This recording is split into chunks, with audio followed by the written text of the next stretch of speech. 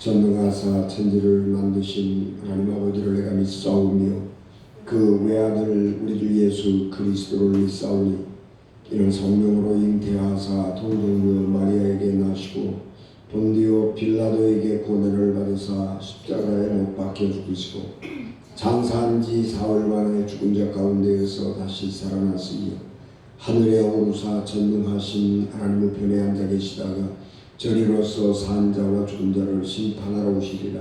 성령을 믿사오며 거룩한 공예와 성도가 서로 교통하는 것과 죄를 사하여 주시는 것과 몸이 다시 사는 것과 영원히 사는 것을 믿사옵나이다. 아멘.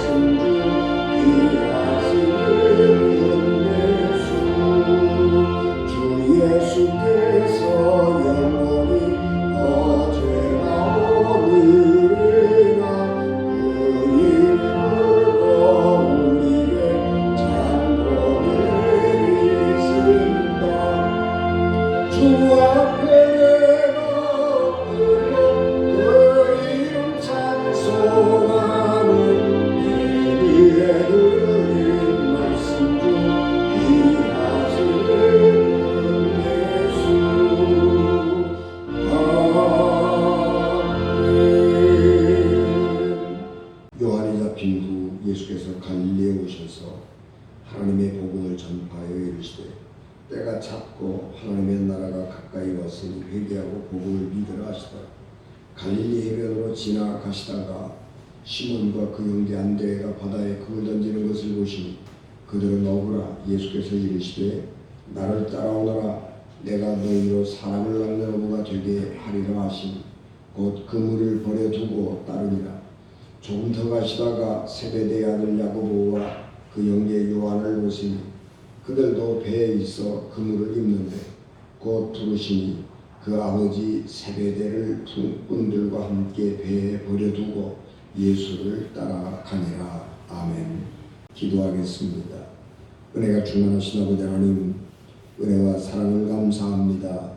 이들간 종우의 성령을 충만하게 하시고 하나님께서 생명의 양식으로 채우시옵소서. 예수님 이름으로 기도하옵나이다. 아멘. 임계점이라는 말이 있습니다. 이 말은 경계 그런 뜻도 있고 또 어떤 물리적 현상이 나뉘어서 다르게 나타나는 경계 그런 뜻도 있습니다. 그러니까 임계점이라고 하는 것은 어떤 변화가 일어나기 직전의 순간이나 일어나는 찰나 그것들을 말합니다. 물이 얼음으로 변하는 온도는 0도지요. 섭씨 온도. 임계점입니다. 임계온도 0도. 물이 수증기가 되는 온도, 물이 끓어서 수증기가 되는 온도가 0도입니다. 그래서 액체가 기체로 변하는 임계점은 섭씨 100도입니다. 그래서 이제 이런 어떤 한 순간, 그 순간을 넘어가면 물리적인 변화가 일어나게 되는 것이고, 그래서 전혀 다른 세계가 열려지게 되는 거죠. 우리가 임계점 이제 그렇게 얘기할 때에 우리가 위성을 발사하는 로켓 점화를 하잖아요. 그래서 카운트 다운을 하지요. 8, 7, 6, 5, 4, 3, 2, 1. 그 다음에 발사. 이제 그러면 이제 점화가 되는 거잖아요.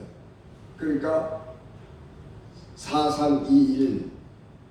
그리고 발사, 그 사이, 임계점이죠. 그 사이에 오면 로켓 점화 버튼을 누르고 로켓이 점화가 되면서 우주를 향해서 날아가게 되는 거죠. 그러니까 임계점 그렇게 말합니다. 이 비슷한 말로 한계점이라고 하는 말도 있는데요. 이 한계점은 한계가 되는 지점을 의미합니다. 그래서 임계점이라고 하는 것은 어떤 변화가 일어나기 직전의 순간이나 찰나를 말한다면, 임계점은, 한계점은 우리가 더 나갈 수 없다고 느끼는 지점. 그래서 한계점이라고 하는 것은 우리가 더 나갈 수 없다. 그래서 한계에 도달하는 거죠. 그러면 이제 그거는 이제 절망하는 순간이 되는 겁니다. 우리가 오늘 공독한 말씀은 세례 요한이 헤롯 왕에게 체포를 당하고 투옥된 후에 예수께서 갈릴리에 오셔서 복음을 전하시고 제자들을 부르신 사건을 경험하고 있습니다. 성경 말씀에 14절에 때가 찼고 하나님 나라가 가까웠으니, 그렇게 15절에 예수께서 말씀을 전하십니다. 그래서 이 때가 찼다라고 하는 말은 하나님의 임계점이 도달했다, 그런 말입니다. 그래서 하나님께서 지금까지 어떤 계획을 가지고 쭉 지켜오고 어떤 섭리 가운데 역사를 주관하고 다스려 오고 있었는데, 이제 그렇게 해오던 방식이 한계점에 도달을 하게 되니까 하나님께서 인류 역사에 새로운 계획을 펼치기 시작하는 것입니다. 그것이 때가 찼다, 그런 말이고, 때가 찼다라고 하는 말은 임계점에 도달했다. 그래서 하나님이 전혀 지금까지와는 다른 새로운 세상을 만들어가고 새로운 역사를 이렇게 이끌어가는 그런 순간, 그런 찰나에 도달했다, 그럽니다. 그래서 하나님은 이 세상에 새로운 세상을 열기 위해서 특단의 조치를 취하는데, 예수 그리스도의 오심을 준비하는 세례 요한을 왕이 체포해서 감옥에 넣어버리는 일을 기점으로 삼습니다.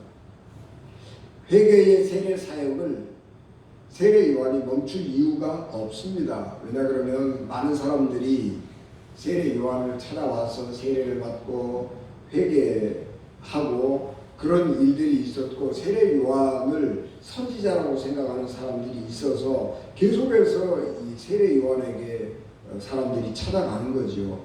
그러니까 세례 요한은 자기가 세례를 멈추거나 회개하라고 사람들에게 외치는 일을 멈출 일이 없습니다. 그런데 하나님은 그 일을 멈추게 하시고 새로운 역사를 이어가야 하시기 때문에 부득불 이 세례 요한을 강제로 정지시키는 거예요. 그래서 세상 권력이 하나님의 선지자를 투옥시켜버리고 감옥에 들어가 있기 때문에 어쩔 수 없이 세례 요한은 하나님의 말씀 전하는 일을 멈추게 된 것입니다. 세례 요한이 사역을 멈출 수밖에 없는 상황에 이르는 동안에 하나님은 예수님을 통해서 세례를 받게 하시고 강가에 광야에 가셔서 금식 기도를 하시고 사탄의 유혹을 받고 사탄의 유혹을 이기고 극복하고 또 천사들의 수종을 받는 이런 경험들을 하게 하셨습니다. 예수님의 일생에서 이런 하나님 체험을 하는 것은 굉장히 의미가 있고 놀라운 일이 되는 것입니다. 그래서 이 하나님의 은혜 체험을 하고 사탄과도 겨루어서 이기고 천사들이 수종되는 그런 놀라운 은혜 체험을, 하나님 체험을 하게 하심으로 해서 이제 하나님 나라를 새롭게 열어갈 완벽한 준비를 마치게 된 것입니다. 그래서 하나님의 때가 도래할, 하나님의 나라가 도래할 임계점에 이르는 것입니다. 그래서 때가 찼다라고 하는 말은 한 시대가 끝이 나고 새 시대가 시작되는 것을 동시에 알리는 말씀입니다. 예수님은 갈릴리에 가셔서 하나님의 나라 말씀을 전했습니다. 그리고 갈릴리에서 때가 찼고 하나님의 나라가 가까이 왔으니 회개하고 복음을 믿으라, 그렇게 외치셨습니다. 예수님이 전하신 첫 설교는 두 가지 내용으로 나눌 수 있는데, 하나는 하나님의 나라가 가까이 왔다라고 하는 것이고, 또 하나는 회개하고 복음을 믿으라 라고 하는 말씀으로 요약이 됩니다. 예수님이 복음을 전하기 시작함으로써 하나님 나라는 이 세상에 이미 시작이 된 것입니다. 예수님이 왜 갈릴리에 가셔서 복음을 전하셨을까 라고 하는 것인데, 갈릴리는 예수님하고 별로 연고가 없는 곳입니다. 예수님이 세례를 받으신 것도 유대 광야였고, 예수님이 40일 금식하시면서 마귀의 유혹을, 시험을 받는 것도 유대 광야입니다. 그런데 예수님은 복음을 전하기 시작할 때에 갈릴리로 가셨습니다. 갈릴리는 경건한 믿음의 도시였던 예루살렘으로부터 멀리 떨어져 있는 도시입니다. 그렇기 때문에 이 갈릴리는 세속 문화가 굉장히 발달한 것입니다.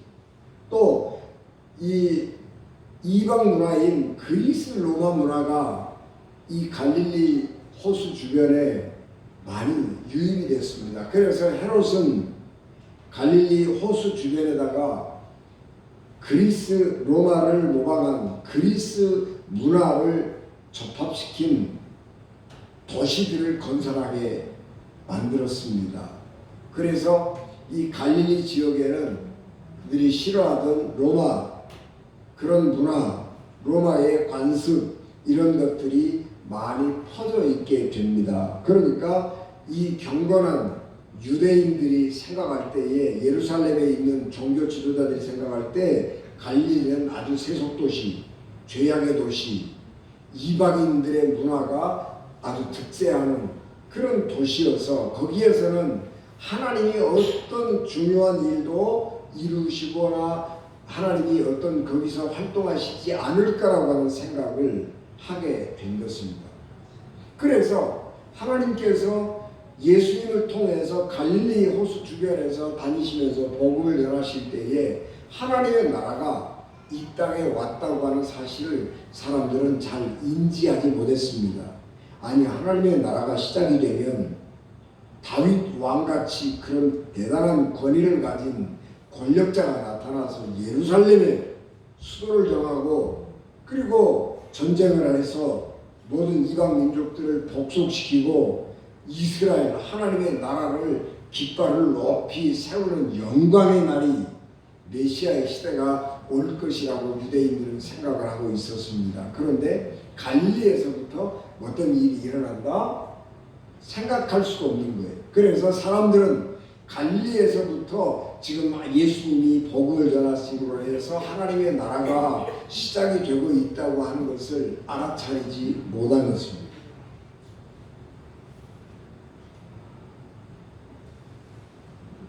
예수님이 활동하던 시대에 이스라엘은 로마의 식민지였습니다. 그리고 이 예루살렘에는 로마로부터 종교적인 자치권을 부여받은 대제사장이 왕처럼 예루살렘을 통치하고 있던 때입니다. 그러니까 만약에 예수님이 예루살렘에서 복음 전하는 사역을 시작하셨다면 사람들이 금방 메시아가 지금 이 땅에 와서 하나님의 나라가 실현되고 있다고 하는 것을 알 수도 있는 것입니다. 그리고 유대인들이 기대하던 메시아는 다윗 왕과 같이 강력한 군사력을 가지고 외적들을 물리치고 하나님의 나라 메시아의 왕국을 든든하게 세울 것이라고 생각을 했습니다. 그렇기 때문에 예수님은 유대인들이 그런 기대를 가지고 있기 때문에 내가 메시아라고 하는 사실을 감추고 예루살렘에서부터 멀리 떨어져 있는 갈릴리, 예수님하고 아무 연고도 없는 갈릴리 그곳에 가서 하나님의 나라를 선포하신 것입니다. 하나님이 시작하신, 예수님이 시작하신 하나님의 나라는 사람들에게 비밀이었습니다. 그래서 사람들은 하나님의 나라가 자기들 곁에 가까이 도래했음에도 불구하고 알아차리지 못한 것입니다. 하나님의 통치가 땅 위에서 예수님을 통해서 시작이 되고 있는 것입니다. 그런데 하나님이 펼치실 하나님의 나라는 너무 조용하게 임하기 때문에 사람들이 알아차리지 못한 것입니다.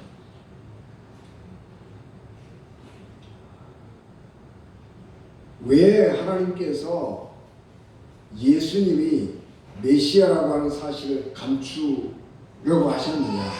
예수님이 왜 내가 메시아라고 하는 것을 감추려고 하셨느냐? 그러면 아까 말씀드린 것처럼 유대인들이 생각한 메시아는 다윗 왕 같은 메시아라는 거예요.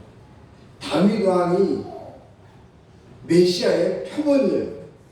그런데 하나님께서 이루시려고 하는 이 하나님의 나라는 예수 그리스도가 십자가에 달려 죽으시고 부활하심을 통해서 하나님의 나라가 왔다고 하는 것을 알리려고 하는 거예요.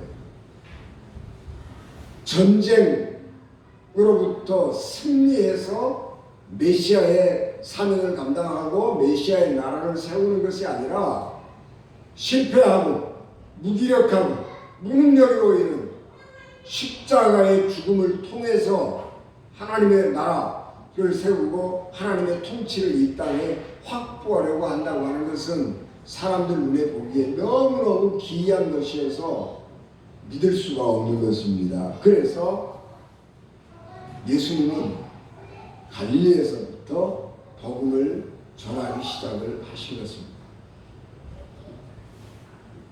사람들은 십자가에 달리신 예수 그리스도 그리고 부활하신 예수 그리스도를 통해서 하나님의 나라가 건설된다고 하는 사실은 상상할 수도 없는 일이었지만 하나님 나라를 건설하기 위한 방법이었던 것입니다. 그래서 말씀드린 것처럼 하나님의 나라는 비밀로 사람들에게 감추어진 것입니다.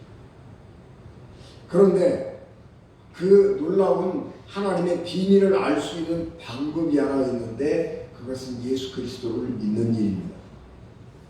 예수님은 그래서 회개하고 복음을 믿으라 그렇게 외쳤습니다. 회개라고 하는 말은 사람이 돌아서서 새로운 방향을 찾아 전적으로 하나님께 맞추어서 태도를 정하는 것, 그것을 회개라고 말합니다. 우리가 회개한다고 하면 세상적으로나 물리적으로 무슨 대단한 이익이 생기는 것은 아니에요. 우리가 회개하고 하나님의 나라를 들어간다고 했을 때에 우리에게 외부적으로 그렇게 크게 변화가 일어나는 것은 아닙니다. 물질적으로도 크게 이익되는 거 없어요. 우리가 예수 믿어서 회개하고 예수 믿어서 물질적으로 어마어마하게 무슨 이득을 보고 예수님을 믿었더니 세상에서 잘되고 뭐 출세하고 성공하고 그런 일들이 별로 없단 말이에요. 오히려 예수 그리스도를 믿고 회개할 때 세상적으로 손해보는 경우가 훨씬 많습니다. 그래서 사람들은 회개하고 하나님께로 돌아오는 일을 굉장히 주저하는 것입니다. 예수님께서 갈릴리 주변을 다니시다가 사람들을 만났습니다. 갈릴리 호수 주변에는 어업이 발달했죠. 그래서 그 어부들이 많이 있었습니다. 예수님께서 갈릴리 호수를 지나가다가 시몬 베드로와 안드레를 보았습니다. 그래서 나를 따라오너라. 그렇게 예수님이 부르셨습니다.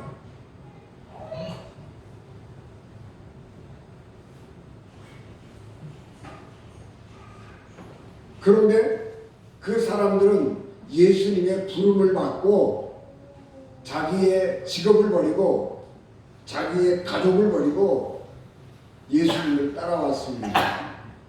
안정된 직장, 안정된 생활을 버리고 예수님의 부름에 따른 것입니다. 회개하고 예수님을 믿는다고 하는 것은 이처럼 자기의 모든 것을 포기하고 새로운 방향으로 나가야 할 경우가 많이 있는 것입니다.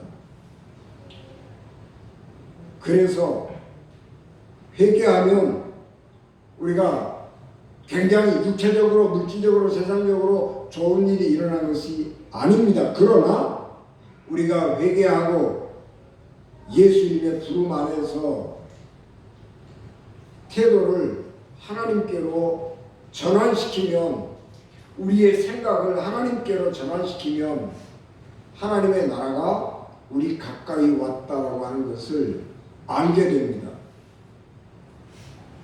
그래서 회개한 사람들에게 주어지는 특권이 뭐냐 그러면 하나님의 나라가 지금 내 앞에 내 곁에 가까이 왔다고 하는 것을 아는 것이고, 그리고 그 하나님의 나라를 지금 우리에게 전파하고 있는 분이 예수님이라고 하는 사실을 알게 되는 것입니다. 이것이 회개한 사람이 누리는 은혜와 축복입니다. 하나님을 감지할 수 있다고 하는 것, 하나님의 나라가 내 곁에 있다고 하는 것을 아는 것, 그것이 회개한 사람에게 주어지는 은혜와 축복입니다. 사람들은 하나님 나라를 회개할 때 체험할 수 있게 됩니다.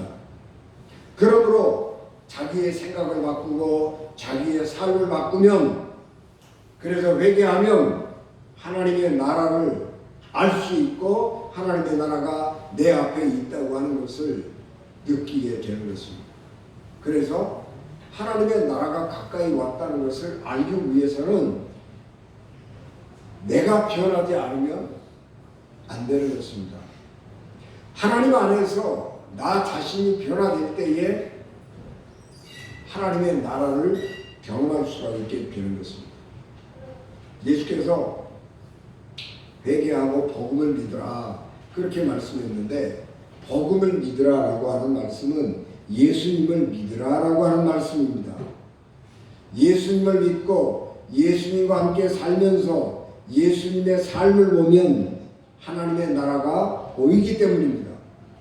예수님을 믿으라고 하는 것은 예수님을 따르라고 하는 말인데, 예수님을 따르는 사람에게 하나님께서 눈을 열어서 하나님이 시작하신 하나님의 나라를 보게 하시는 것입니다. 하나님의 나라가 어떻게 시작이 되고 하나님 나라 안에 사는 사람들은 어떻게 살아가는지를 예수님의 삶과 예수님을 따르는 제자들의 삶에서 드러나게 되기 때문입니다. 하나님의 나라는 너무 조용하게 다가오기 때문에 사람들의 삶에서 드러나지 않습니다. 눈에 띄지 않습니다. 우리가 예수님을 믿고 회개하고 그랬는데 갑자기 우리가 뭐가 달라지는 거 아니에요. 우리의 삶이라고 하는 것은 너무 천천히 변하는 거예요. 왜냐 그러면 우리는 수십 년 동안 우리 몸에 쌓여있는 습관이라고 하는 게 있어요. 습관. 몸의 습관. 이 몸의 습관이라고 하는 것은 내가 영으로 회개하고 마음으로 회개했어도 얼른 안 변해요. 이 몸의 습관을 바꾸는 데는 시간이 오래 걸려요. 그래서 사람들이 잘 몰라요.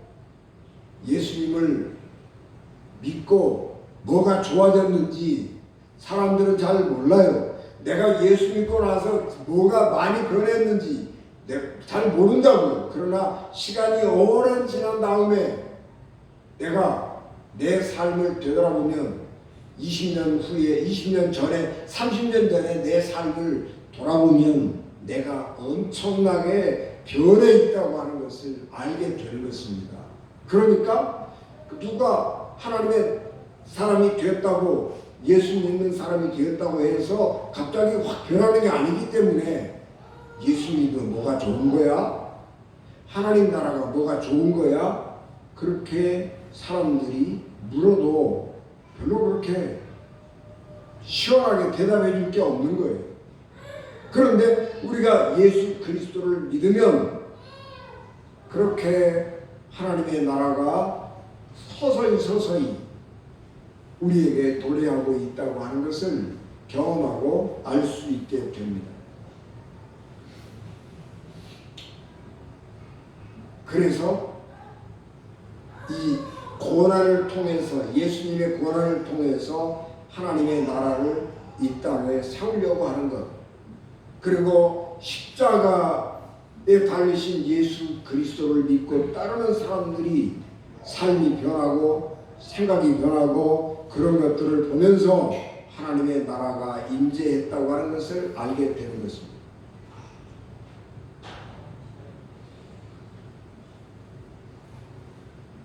예수님은 복음을 전하실 때에 처음부터 제자들을 부르셨습니다. 유대인의 전통은 학생이 선생님한테 찾아가서 나를 제자로 받아주십시오, 그렇게 부탁을 하는 것입니다. 그러면 선생님이 제자를 이렇게 받아주는 거예요. 그런데 예수님은 방법이 달라요. 예수님은 적극적으로 제자들이 나를 제자로 받아달라고 선생님을 찾아올 때까지 기다리지 아니하시고, 예수님은 갈릴리에서 복음을 전하실 때에 다니시면서 적극적으로 제자들을 부르셨어요. 나를 따라오너라.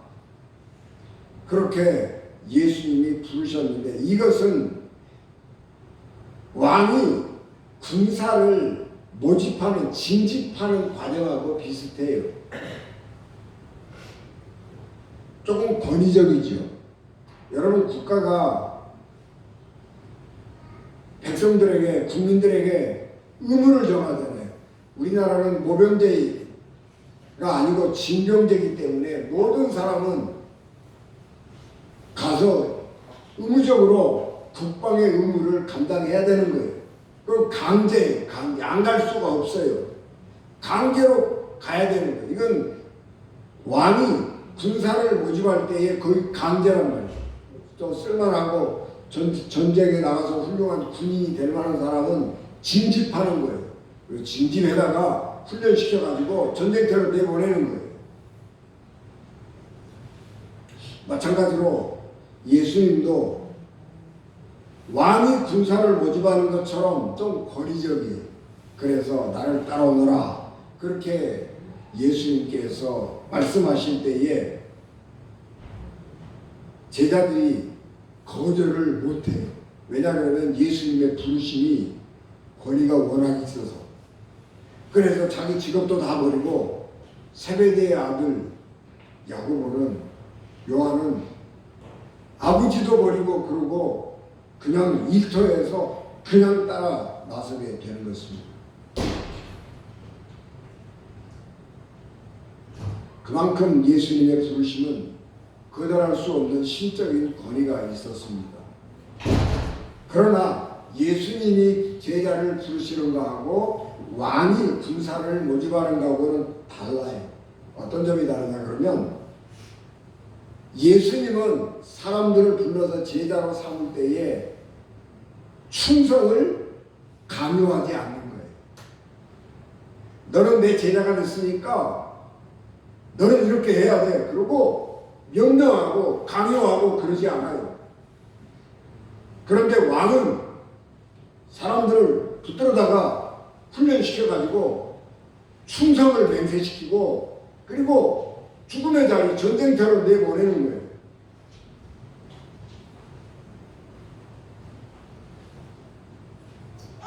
예수님은 왕이 아니에요. 충성을 다짐하는 신하를 고르는 것이 아니고 예수님은 동역자를 구하는 거예요. 나를 따라오너라. 내가 너희로 사람 낚는 어부가 되게 하리라. 그렇게 말씀하시고 부르시는 것입니다. 하나님께서 제자들을 사람 낚는 어부가 되게 하신 것은 사람을 구해서 자기의 신하를 삼는 세상의 왕과 다른 것입니다. 예수 하나님은 하나님의 사람들을 택해서 제자 삼으시고 함께 돌보고 함께 다스리는 방식으로 통치하는 거예요. 동역자라고 그래요. 요한계시록 20장 6절에 보면 첫째 부활에 참여하는 자는 복이 있고 거룩하도다. 둘째 사망이 그들을 다스리는 권세가 없고 도리어 그들이 하나님과 그리스도의 제사장이 되어 1000년 동안 그리스도와 더불어 왕노릇하리라. 그렇게 말씀했어요. 여러분, 이 나라에는 왕이 둘이 있을 수가 없는 거예요. 권력이라고 하는 것은 나눌 수 있는 거 아니에요. 속성이라고 하는 게, 권력의 속성이라고 하는 것은 독점하는 거예요. 그래야 내가 권력을 독점하고 있어야 내 아랫사람이 내 말에 충성한단 말이에요. 내 말에 복종한단 말이에요. 그러나 하나님은 사람을 그렇게 다스리지 않아요. 여러분, 우리가 왕노릇한다고 그래요. 그리스도와 더불어서 왕노릇할 것이다. 그 말은 무슨 얘기예요? 이 세상을 하나님이 통치하시는데 하나님의 택함 받은 사람들의 협력을 받아서 공동으로 다스린다는 말이에요. 동역자라고 하는 말이에요. 세상을 다스리는 일에 함께 하는 거예요. 우리가 예수 그리스도를 믿고 하나님의 부르심을 받아서 하나님의 사람들이 되었는데 그 특권은 뭐냐 그러면 예수님이 하시는 일, 하나님이 하는 일에 우리가 동참하고 동역하는 사람이 됐다라고 하는 거예요. 맹목적으로 충성하고 복종하고 이런 관계가 아니라는 거예요.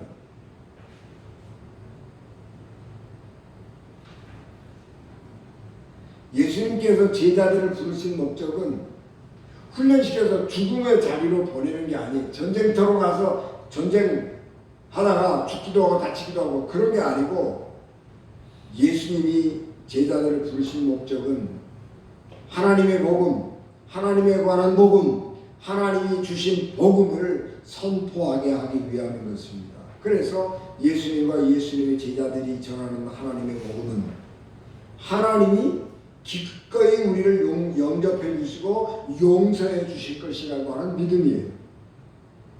이 복음은 두려움이나 공포가 아니에요.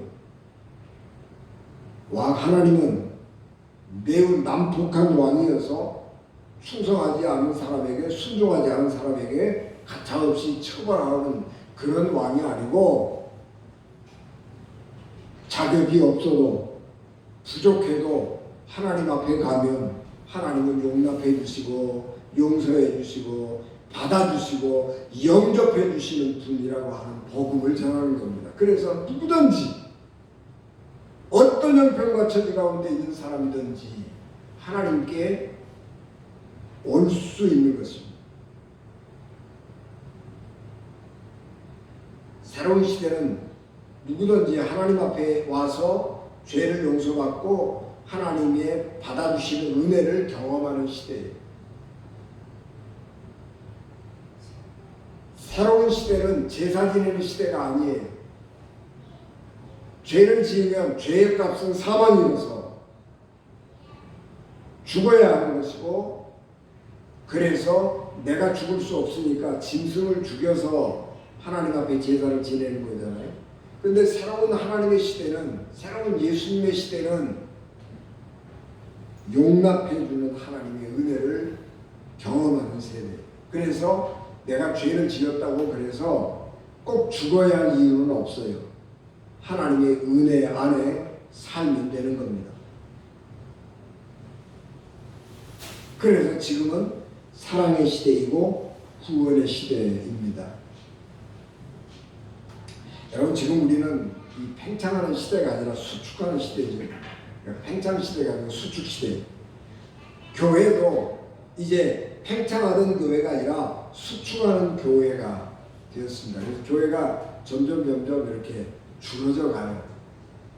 어떤 경우는 제가 깜짝 놀라는 경우가 있는데, 역사도 굉장히 오래되고 건물도 크고, 제가 청년일 때만 해도 몇백 명씩 모이는 교회인데 20년, 30년 이렇게 지난 40년 이렇게 지나는 동안에 그 교회가 건물은 굉장히 크거든요. 근데 조금밖에 모이지 않는 거예요.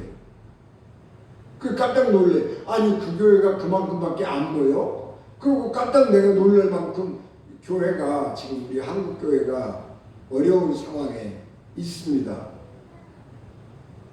어디에 가든지 사람이 없다고 아우성이잖아요. 교회는 교회학교가 없어져 버리고 학생도 청년부가 없어져 버리는 거예요. 여러분, 지금 우리나라에서 초등학교 학생들이 숫자가 줄잖아요. 그래서 예체능 지원하는 사람이 없는 거예요. 옛날에는 야구부, 축구부 그러면 많이 왔어요. 그런데 지금은 초등학교 학생들이 없으니까 운동하겠다, 운동선수 되겠다 그런 사람들이 없는 거예요. 그래서 초등학교 야구부가 해체되고 초등학교 축구부가 해체돼버리고, 그래서 지금 우리나라 이게 운동 선수들이 충족이 안 돼요. 보충이 안 되는 상황에 놓이게 됐단 말이에요. 그래서 이거 우리나라 이 체육 어떻게 되지? 이런 걱정들을 하는 거예요. 지금 우리는 이런 시대에 살아가고 있는 것입니다. 그러나 우리가 보기에 세상의 믿음이 약화해지고 하나님의 교회가 점점 수축해가고, 그래서 교회가 좀 이렇게 텅텅 비는 것 같은, 그래서 걱정이 돼서 이 교회에 이러다가 이거 망하는 거 아니야? 우리가 그런 생각을 할 수도 있지만, 하나님은 여전히 살아계시고 역사하시고 활동하셔서 하는 분이어서 하나님의 사람들을 부르고 하나님의 사람들에게 사명 주어서 복음 전하게 하시고, 그리고 하나님과 더불어서 공동으로 이 세상을 통치하는 일에 참여하게 하시는 것입니다. 그러므로 우리가 하나님의 부르심을 듣고 하나님의 음성을 들을 때에 우리는 우리의 삶을 바꾸고 삶의 방향을 바꾸어서 하나님께로 나가는 회개의 결단이 있어야 합니다. 그게 언제인지는 잘 몰라요. 그러나 하나님께서 우리를 부르실 때 우리가 응답하고 나갈 수 있는 준비를 해야 하는 것이고, 우리가 하나님의 부름받은 사람으로서 우리의 삶의 태도, 우리의 삶의 모습을 바꾸어 가야 하는 것입니다. 그래서 사람들이 하나님의 나라가 도래하고 있다고 하는 것을 우리를 보면서, 예수님을 보면서 알 수 있어야 돼요. 이 세상이 굉장히 불안해지잖아요. 지금은 AI 시대거든요. 그래서 새로운 기술이 막 나왔어요. 지금 우리 AI 그렇게 되니까 이거 AI가 뭐야? 우리가 그렇게 묻지만 앞으로 시대가 변하면 이 AI가 지금 윈도우 이런 것처럼 이 컴퓨터, 핸드폰에 이 응용 기본 프로그램이 된 시대가 올 겁니다. 지금 여러분 삼성이 갤럭시 24를 발표했는데 그거 가지면 외국어를 안 해도 실시간 통역해 주잖아요. 컴퓨터 켜고 대화하면 실시간으로 통역해 줘요. 저 사람, 이 두 사람이 다, 통화하는 두 사람이 다 AI 핸드폰을 가지고 있지 않아도 내가 혼자 AI 핸드폰만 가지고 있으면 내가 켜고 통역기는 켜놓고 대화하면은요 그냥 대화가 실시간 대화가 되는 거예요. 동시 통역이 되는 거예요. 그런 시대를 우리가 지금 살아가고 있단 말이에요. 그래서 이런 시대가 되니까 이 직원들을 해고하는 거예요. 해고해요. 우리가 쌓아왔던 지식이 어느 날 갑자기 다 쓸모가 없게 되어버리는 시대가 도래한 것입니다. 그래서 세상이 늘 불안해요. 그런데 하나님의 부름을 받고 하나님 나라, 하나님이 다스리는 세계에 사는 사람들에게는 하나님이 주시는 은혜와 평강을 누리고 살아가는 거예요. 그래서 우리들의 삶을 보면 예수 그리스도를 보면 하나님의 나라에 사는 사람이 어떤 사람인지 얼마나 복된지 하는 것을 알게 되는 것입니다. 그래서 우리가 항상 그런 나를 변화시킬 준비를 하고 있어야 돼요. 하나님이 나를 부르시면 언제든지 내가 응답하고 나갈 수 있는 준비를 하고 하나님 앞에서 살아가야 하는 것입니다. 그래서 우리가 하나님을 따라 하나님의 방향으로 가면 우리는 세상 사람들이 누리지 못하는 은혜와 평화를 누리고 살아가게 될 것입니다. 갈릴리 해변에서 일하다가 예수님의 부름을 받은 제자들이 주저없이 예수님을 따른 것처럼 주님께서 우리를 부르실 때에 언제든지 주저하지 않고 나를 변화시킬 마음의 자세를 가지고 주님을 향해서 나가는 우리 은진 가족 되시기를 주 예수 그리스도 이름으로 축복합니다. 기도하겠습니다. 은혜가 충만하신 아버지 하나님, 주의 넘치는 은혜와 사랑을 저희들에게 충만하게 하옵소서. 하나님의 능력과 권능을 넘치게 하시고 우리가 주님의 부름 받을 때에 주저하지 않고 순종할 수 있는 믿음이 넘치게 하옵소서. 우리 주님 예수 그리스도 이름으로 기도하옵나이다. 아멘.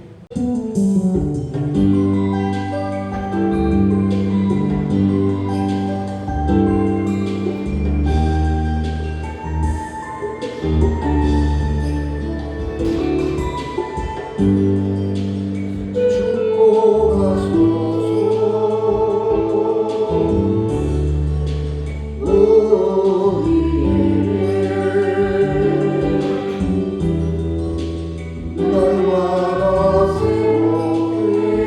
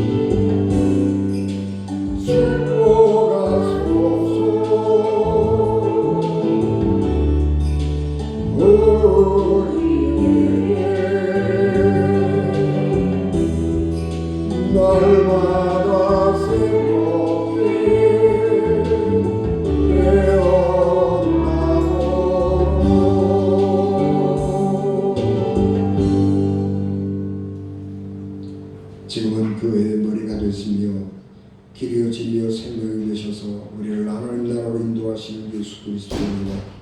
죄인들을 구원하시려고 자기 아들을 십자가에 걸으신 하나님 아버지의 극진하신 사랑하심과 성령님의 감동 강하게 역사하기로 통되게 주관하십니다.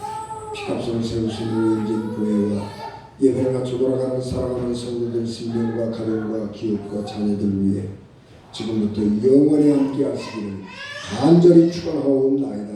아멘.